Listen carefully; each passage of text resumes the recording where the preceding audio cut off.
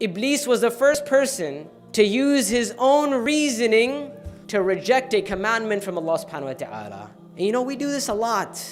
That a command comes from Allah. We know Allah subhanahu wa ta'ala has ordered us to do something, and we say, well, is this really correct though? Is this really right? I don't really understand how this makes sense or whatever.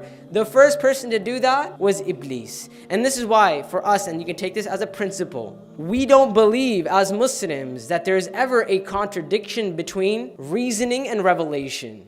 I know the atheists usually bring this up, that there's this issue between science and religion, or reasoning and revelation. As Muslims, we don't believe that to be the case. There will never be a contradiction between reasoning and revelation. If you find a contradiction, it is for a couple reasons. Either your reasoning is not sound. You need to go back and check your reasoning. Or the revelation is either being misunderstood, or you're misquoting revelation, or it's not authentic. If those things are not there, there will never be a contradiction between the two.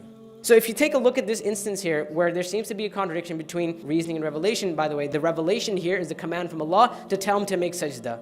The reasoning here is, he says, I'm better than him because I'm created from fire, he's created from clay. Is there anything wrong with the revelation here?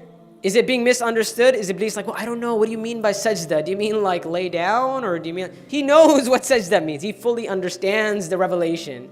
Is it not authentic? It's coming directly from Allah. There's no question of whether it's authentic or not. Where's the problem here? The reasoning. As we said, his reasoning is not correct.